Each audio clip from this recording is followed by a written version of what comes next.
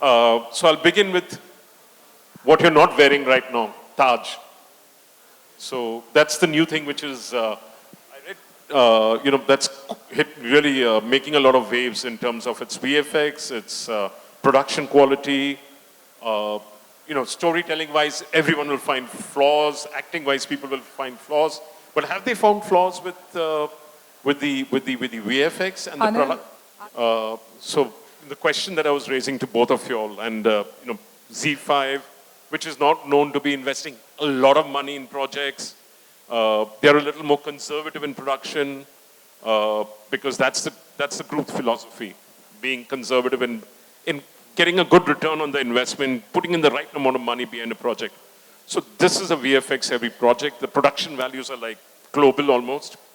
So, what kind of drove you all to go ahead with it? You yourself and Z5 as a platform? So, thank you, Anil, for the lovely words on Taj. And we're very happy with the way, it's panned out. And we're very happy that, Z's been a great partner on Taj. But I'll bring the discussion back to, to be able to achieve any of these stories, how technology is now enabling us to do this.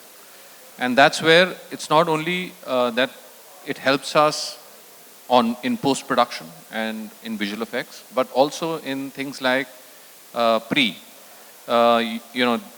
and extensively we've used in Taj, we've used,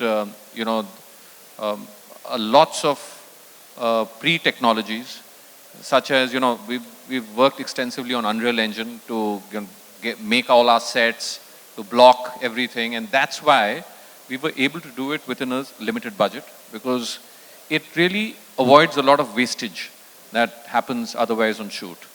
So if we plan well and we use technology well, I think it helps us as storytellers, not only to ensure that our vision finally is of global standards, but also to ensure that we are able to do it within certain cost constraints. And I think that's been one of the learnings and one of the, the great things we've been able to achieve on Taj.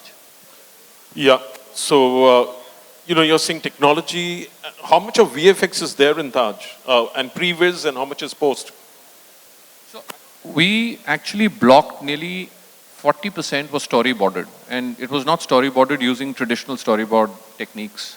But by pre-building everything on 3D and on Unreal, and putting characters there, figuring out, what's required in the frame, how many juniors are required. So lots of planning went in. We prepped nearly 6 months before we went on floor. And that's why we were able to save a lot of money. And, while, You really save money, or you're just saying it because you want to say it?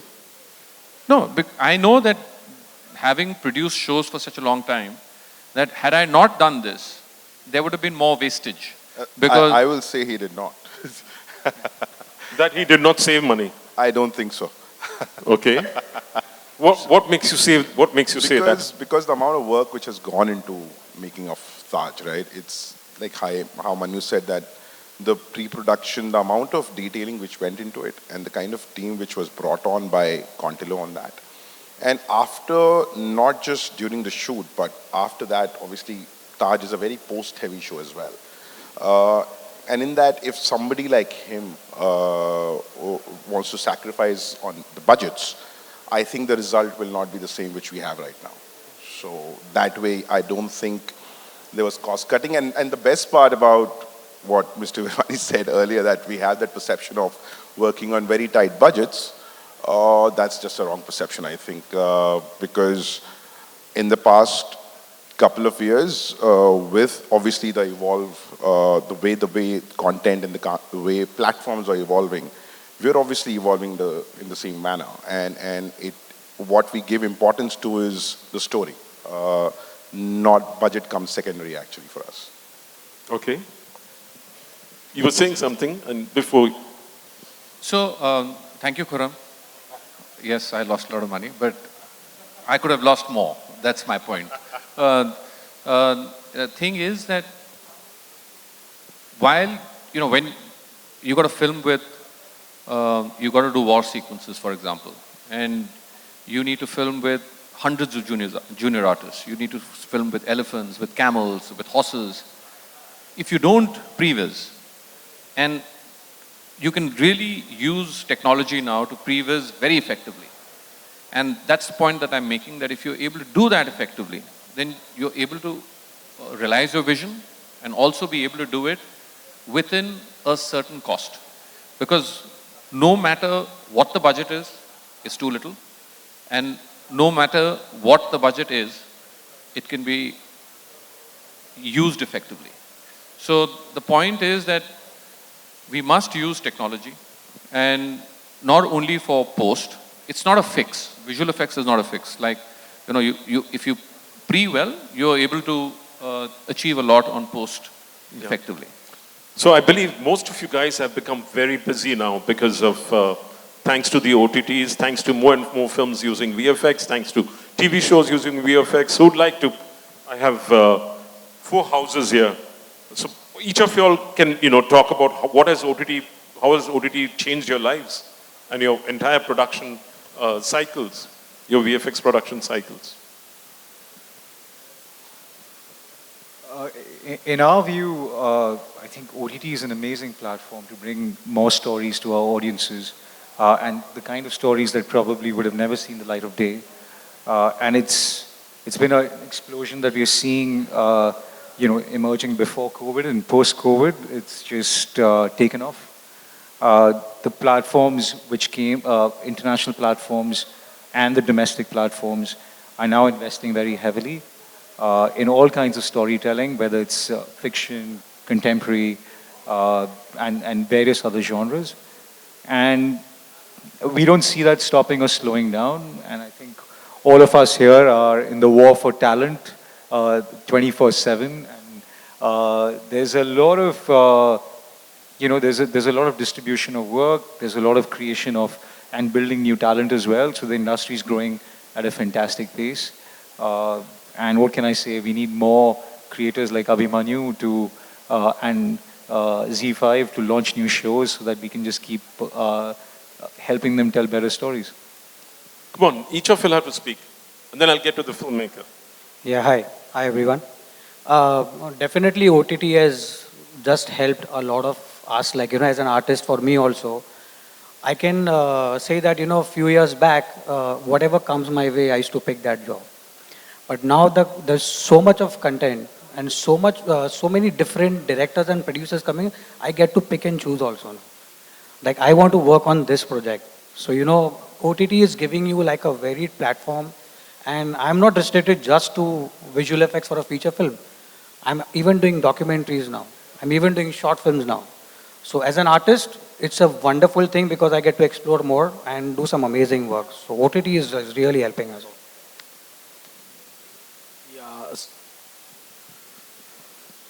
Hello. Yeah, so basically OTT make us richer. So making financially? Yeah, financially, definitely. Okay. I'm very happy.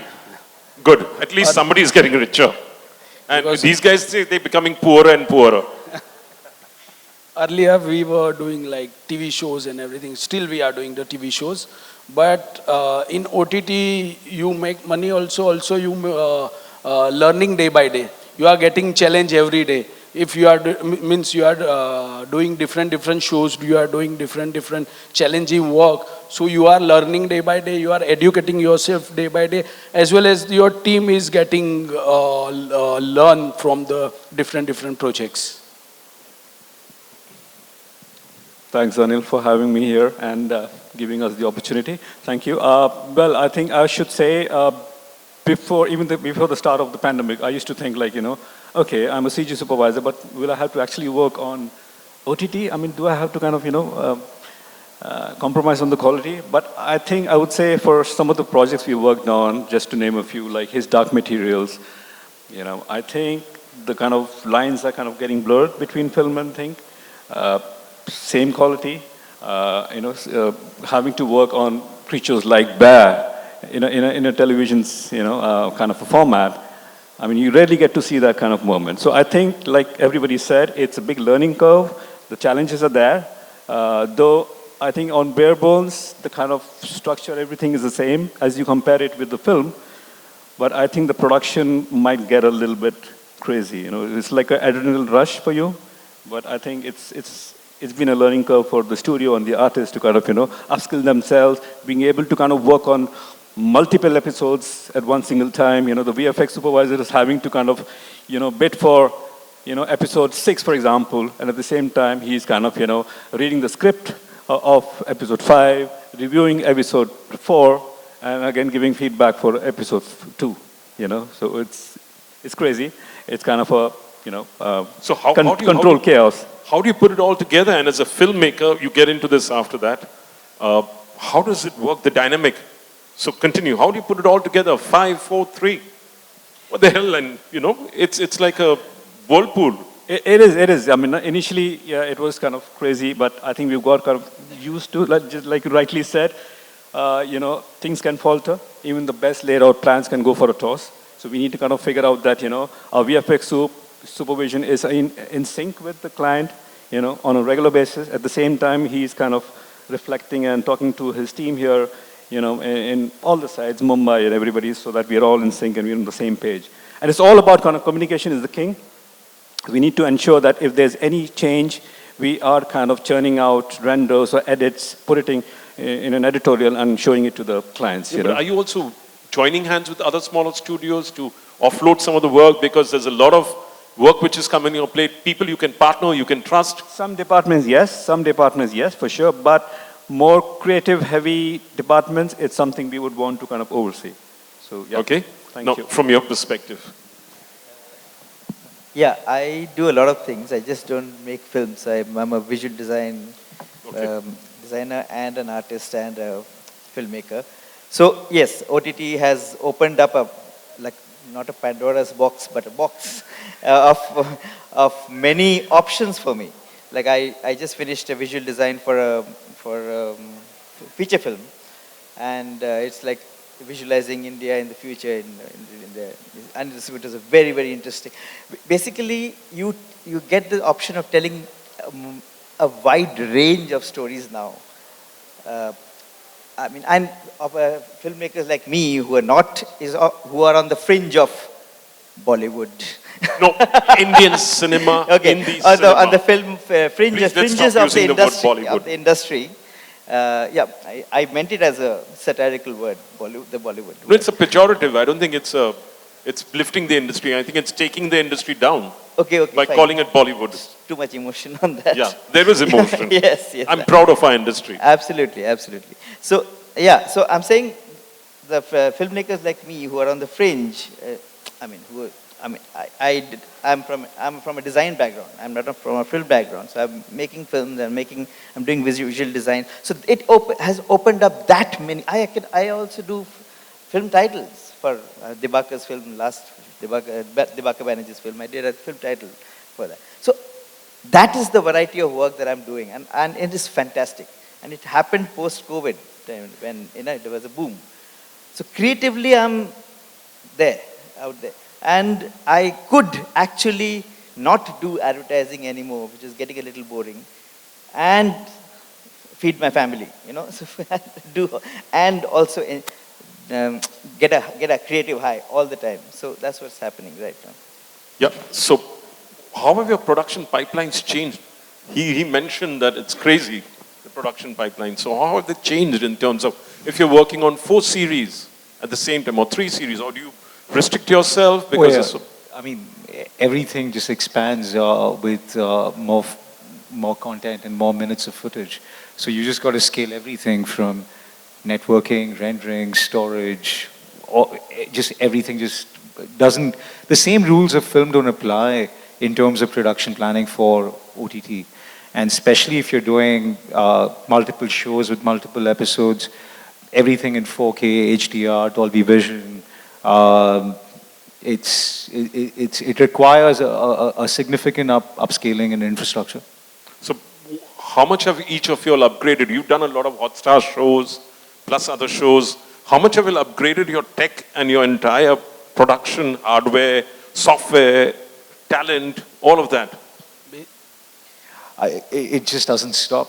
I think my CFO wouldn't be is not very happy with looking at our capex budgets every year, and I don't see that slowing down. Our clients expect both on the platform side and on the production side to be ready for something before they tell us they're ready, and so we got to keep anticipating and keep scaling it up on technology and training. Continue. Yeah. We have to adopt new age technologies like Unreal, virtual productions, AI art.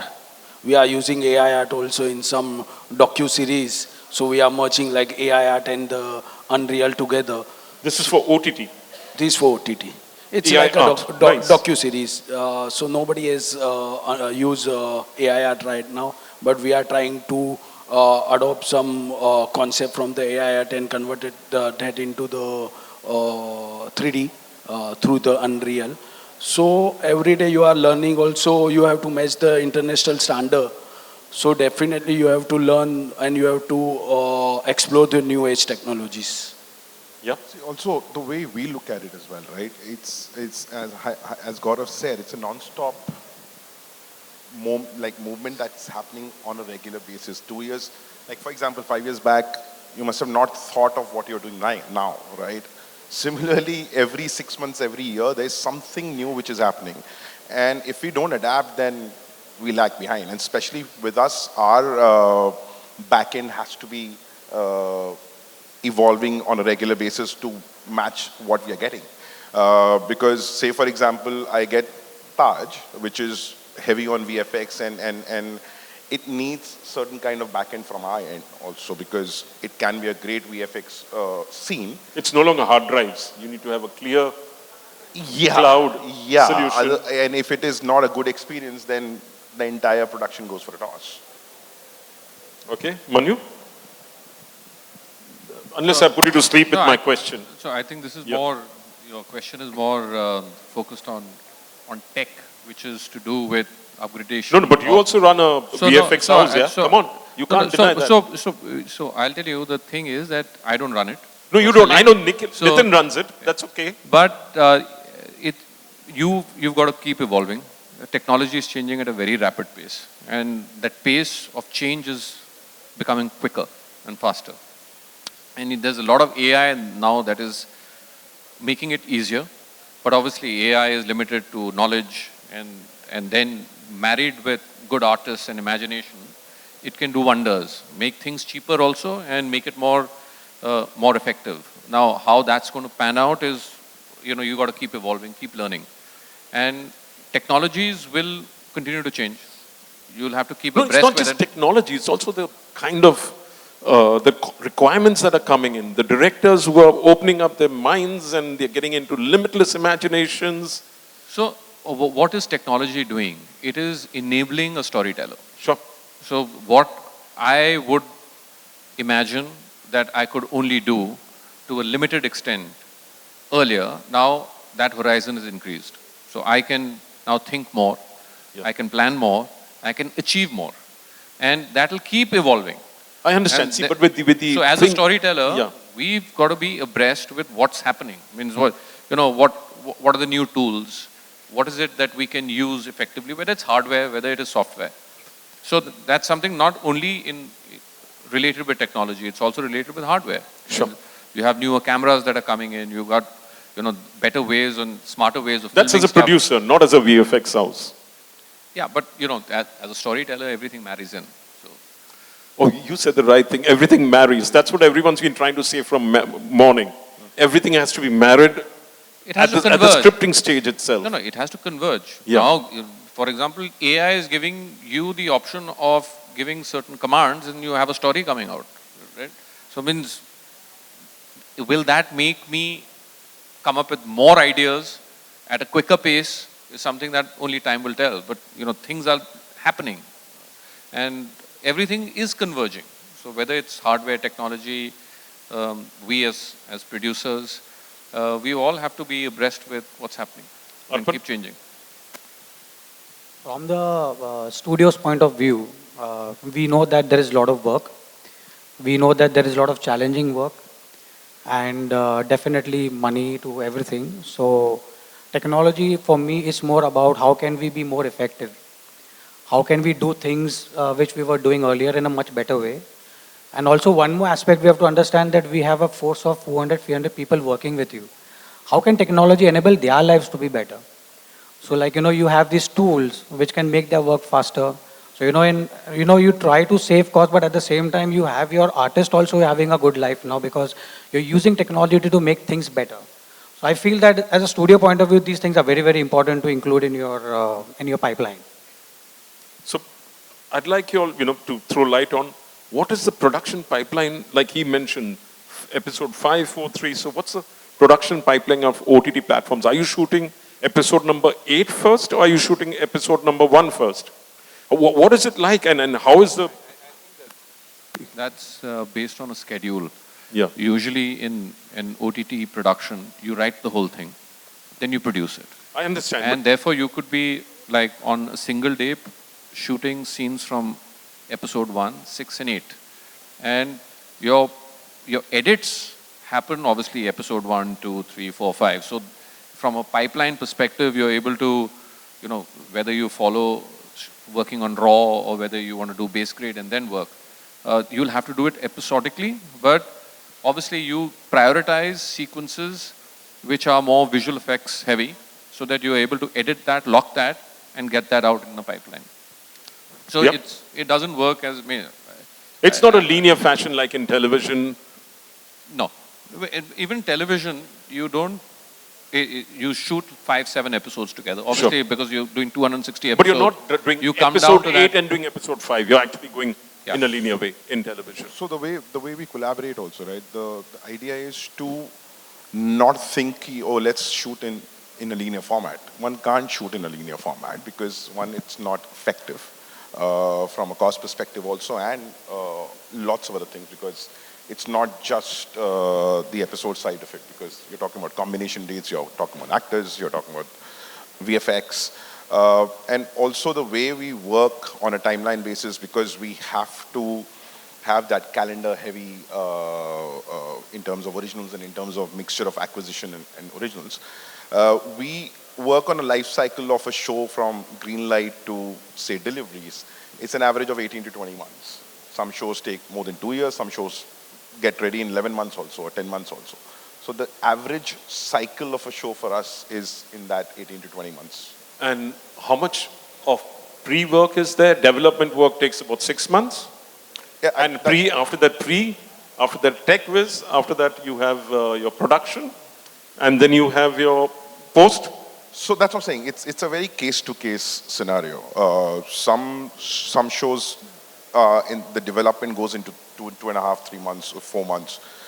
It depends what kind of mounting is happening, because like lots of shows which we do right now, after a week or 10 days of shoot, we go into post. So Okay. the post is happening simultaneously while we are shooting also. So it all depends on case-to-case Yep, basis. I expected that answer. It's bound to be that, but you're also doing films, original films as well as original series. D2C, direct-to-consumer films and Yes. direct-to-consumer series. Yes. So what's the difference in investment in VFX for a again, I will say it's case-to-case basis. For a film versus a series, do we have more investment going into VFX for series or more investments going into film? For VFX, yeah. Mostly it's series, because of obviously the amount of content which we are shooting, right? For films, we are shooting 90 minutes of content or 120 minutes of content maximum. Here we are talking of an average life cycle of content is 300, 350 minutes. So obviously the way it is designed in such a way that the more amount of work on VFX goes into series compared to films. Okay. And if you see films on OTT, they're not VFX heavy mostly, because that's kind on of Z5. That's on Z5, or I see Netflix. I do watch. originals or the films which are commissioned by any other platform for that matter, they're hardly heavy on VFX. Or they have a lot more invisible VFX. Sorry? They have a lot more invisible VFX, which you Possible. can't see. Possible. They may have VFX. Am I right?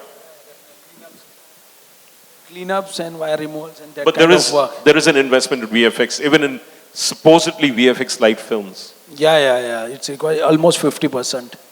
Gaurav and Arpan?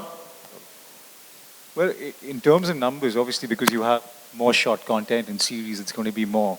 And just to distinguish, because you were speaking about serials earlier, television serial has nothing to do with OTT content in terms of what we're talking about series or feature films, either direct to consumer or through theatrical. In fact, actually, because of the QC process in OTT, the requirements are far higher than theatrical, as traditionally it's been. Because what happens in theatrical, usually you watch a film in one go. And, you know, you don't have multiple layers of QC that's happening. It's the director, the DP, they say it's go, it's done. What happens with QC in OTT is that you have several layers of QC that happens independently at the platform, production house, the creative direction level, the cinematographer, the ACs, on and on. So in terms of OTT as well, that the amount of cleanups, as he mentioned, is far higher. They want everything in place and everything done just right, looking just right, sounding just right. And you have the room because you're not chasing a release date. So you have the room to say, hey, guys, please fix this or add this. So you constantly have between an NC1, an NC2, a network cut 1, network cut 2, network cut 3, and a lock cut. And you can see the VFX just keeps going up and up and up and up. So it's never really, it's always an uphill battle to fit things within the budget that we began with. And you've got to remember, the budget began when he greenlit the show 24 months ago, and everything has changed in 24 months. The cost for talent, the requirements by the director, what situations he faced in the shoot, etc. So you could see an average, and I would say this is like a tier 1 show, which like Taj would be 250, 300 shots an episode, and then going up from that. And a direct-to-feature, like a direct-to-feature OTT film would be about 1,000 shots. Okay. Prashant, you were saying something, or you have nothing to say about this? Is everything been said about the point I made? Hello? No, I'm good. Yeah, just for the previous point, what you just made regarding the kind of, advent of AI and, real time, I think one good thing I would like to address is right now, the kind of director and the supervision has the kind of luxury to make those decisions at an early stage rather than having to spend kind of a lot of money and the logistics. So, and with that in mind, we exactly know what kind of, shots will actually go in VFX and what can be done in real life, using plates. Accordingly, we make those early decisions rather than having to spend too much of my time and money. I think that's one very added advantage, using this real time. And we started using that in OTT and film. Yep. And it's very powerful, yeah. Sure. Indrajit, you've done things for OTT, or you've done things for OTT or any production? Yes, I have made film for which one was this, please? It's Afate-ishq for Z5. Which one is it? Afate-ishq. Afate-ishq. Okay. So in terms of when you went about, you were the producer or the director? The director. The director. So as a director, how is it working for a OTT versus working for a theatrical? Is it different? You've done theatrical too. Yes, it's extremely different because my first film was a theatrical release. So, and that was about 10 years back. So workflow has changed tremendously and formats have changed tremendously. The requirement of VFX has changed tremendously. The way we think, but and right for an OTT, for this particular film, I approached it like a theatrical. The way we shot it, the way we planned it, even our DI was, I insisted that we do it on a big screen because I visualized it like that. And right initially, I'm also a little old school in terms of my approach to filmmaking and I do storyboards, I do my visual design, I work with my team. My direction team is pretty clear and before we shoot up, my pre-production is very, very strong. very, at least there is a lot of clarity.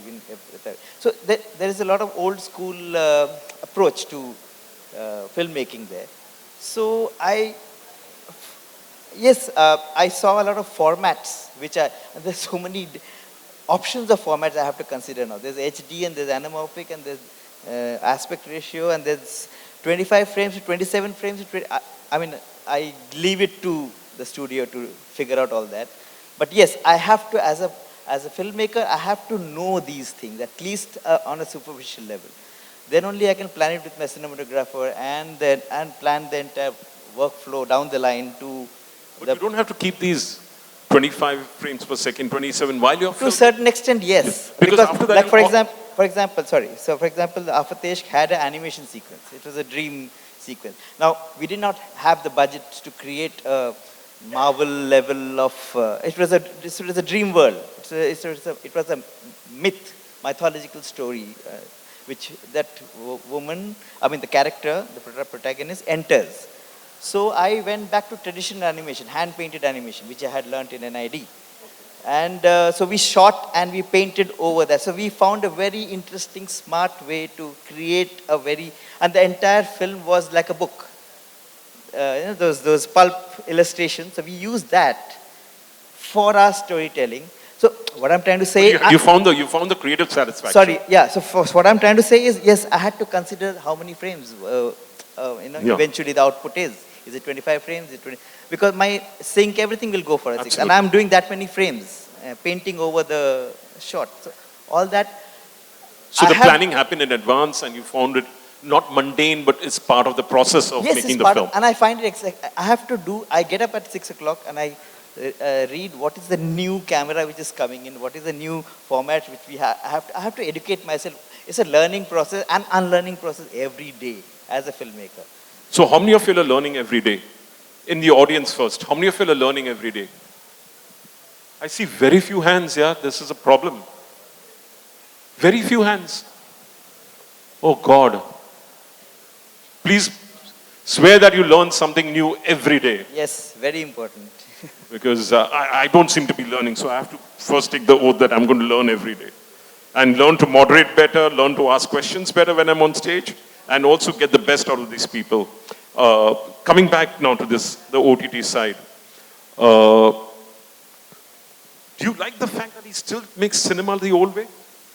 Or would you like him to, it's going to become there is a slowdown in investments in OTT content because there is a tightening, revenues are not coming up to scratch, because of which there are mergers happening, some OTTs are shutting shop, some, and internationally mergers are happening, so some of them are, like HBO was supposed to come into India, it didn't come in, and the film slate is going somewhere else. So do you find a problem in the fact that this guy is still thinking the old way, he's not thinking the new way of filming for OTT? Is there a new way of filming for OTT and production pipelines for OTT? So, as far as storytelling is concerned, obviously when we collaborate, it's very much the director's medium for us. If the director is saying that this is the way I want to tell the story and this is how I want to treat it, we will not go and push him saying, no, do this the new way, right? Because it's his story. But don't you have a budgeting sheet where you actually look at costs with the producer and you make sure that the director doesn't go a little crazy? There is always a budget. Obviously, but that's why he said he found it hard. That's how we work around that. And that's where the collaboration happens. That's where he found a crack to tell his story, use the VFX also, but in a limited amount of budget. Without compromising the storytelling. And as I said, from our perspective, it's a director's medium. If the director wants to tell the story in a certain way, it can be an old format of storytelling or a format which we are not even aware of, but the director is, we go with that vision. And yes, there'll always be a number attached to it. It can't be, okay, you want to make a series which is 100 crores, I don't think we'll be able to commission it, right? But the story is such where he say, like Indrajit ji says that, okay, we instead of doing it this way, which can cost an X amount of money, I want to approach it like that, right? Where we, as a platform, we get that story also on the way he want to portray it. And in that kind of a budget which makes business sense to us. And what is business sense for an OTT? Please tell me that, because in some cases there seems to be no sense. In some cases there's a lot of sense. How does it change the business sense? I think I'll go back to the learning process again, right? Okay. I think everybody, not just Z5 or Netflix or Amazon Prime, we all are learning. Or Hotstar. Or Hotstar. All of us. It's the entire ecosystem. I'm not talking just Z5, right? In the 5 years, how we have evolved from making a certain quality of show to what we are doing now. Similarly, other platforms. And it is something which is an ongoing process and which will keep going on. So you admit you've made mistakes before, possibly? I'll be a fool to say no. Okay, good. I'm glad you're being honest enough to say it, because a lot of people say it was our learning. It wasn't a mistake. No, that's what I'm saying. I'll be a fool to say no, that it was not a mistake. I will not name the projects, but yes, we have made, as I say, individually I can say yes, I have made mistakes. Okay, I'd like to call it learning more. But that's okay. I just put you on the spot, I know. Now, in terms of going forward, how do we see this universe evolving with a crackdown on budgets, on content across all the platforms? And, how do we see you guys? You've pumped up your studio, you've gotten more people, then you have to look for work, or you have to lay off people. Is that a reality? If supposing they cut back budgets, all of y'all, do you all have to lay off people? What do you do? Nobody is the promise of OTTs, huge budgets, and suddenly there's a crackdown. Budgets are tightened, VFX shots are reduced, because, budgets of the film go down, budgets of the series are going down. How do you guys manage? Do you get to sleep at night? That's where the intelligence of our network works, right? Yeah. No problem sleeping there, but needless to say, I mean, the VFX business is not an easy business. And whoever thinks it's an easy business is going to be in for a great surprise. It's always a struggle to manage margins, to satisfy directors, producers, platforms, and to keep your talent happy. So I don't think anything is changed really in that. So we always have these ebbs and flows. If it slows down, I'm sure it's going to be a lull. And if it slows down, that means you're one of the lucky ones who hasn't seen the slowdown. Well, we keep hearing good news from the platforms all the time that they're, going to start something now and going to start something soon. Or okay, so it's still not reached you. You keep hearing it, but it hasn't got to you. Yeah, we would. I think in post, you get hit about 6 months later. But that's not the point. What I wanted to say is that when you have a slowdown, you use that time to improve your infrastructure, work in new areas that you never had time before, to embrace AI, other workflows, virtual production. So what you use this time. People. Well, that's what you keep your Yeah, profits. you keep the overheads. So you keep your profits for future losses. Oh, okay. Nice. Don't say that in front of him. He'll cut your budgets even further. That means you're having good profits. Arpan? I think right now the issue is not about laying off people. There is an issue of retaining people. Most of it is more like, so many international companies, the big ones have landed here. No, they have deep pockets. They won't care. They have deep pocket, but then people, the artists also, that's what I'm saying. Retention is the biggest issue right now rather than laying them off. I can hire more, but then, will they stick around? And you have enough work. We have enough work. Excellent. But the thing is, I cater more to international local in terms of VFX, not in terms of animation. Animation we do international work, but for VFX it's more Bollywood, global. No, Indian cinema. Stop using but the I'm word talking, Bollywood. Indian cinema. I will correct you all every time, No even problem. in personal conversation. It took me some time to go from Bombay to Mumbai, so it's going to take some time. Yeah. So we have to undo the damage that Amit Khanna has put on this industry by calling it Bollywood. Yeah, so the whole point is that since we cater to this local market, then the cost to everything is very different and we can't compete. So the question always comes about retention and how do we motivate. But luckily, we are also doing some phenomenal work in the local market. So now, we're exciting people to do some brilliant work, and that's been the biggest challenge. But work is there, so that's not a problem. Okay, that's good. But I think he'll have a different, Chirag will have a different story. Because he works with a lot, with one of the OTTs which has slammed the brakes on new productions. So basically, I haven't seen any slowdown in our like. You haven't seen a slowdown? No, nothing. But the OTT you're doing a lot of work for has Yeah, slowed down right now production. we are doing approximately 4 OTT with Okay. the Netflix and the Hotstar as well as the Sony Live. So these must be earlier projects. Yeah, this. But right now there's a slowdown. So you'll no, feel no, the no, effect 6 months. I've signed one project What 15 days slowdown back. are you talking about? Guys, how many of the people, how many of you in the audience have felt the slowdown as producers? Any producers here? I really want to know what slowdown he's talking about. Oh, am I hallucinating? Because all of us are working a lot. No, this could be because of the hangover of the projects which are. We had to pull time to reach here for this summit. You can imagine how busy we were. And also just to No, because I hear just to give you the growth perspective we have, right? Mm-hmm. We are right now a 3.7 billion industry, right?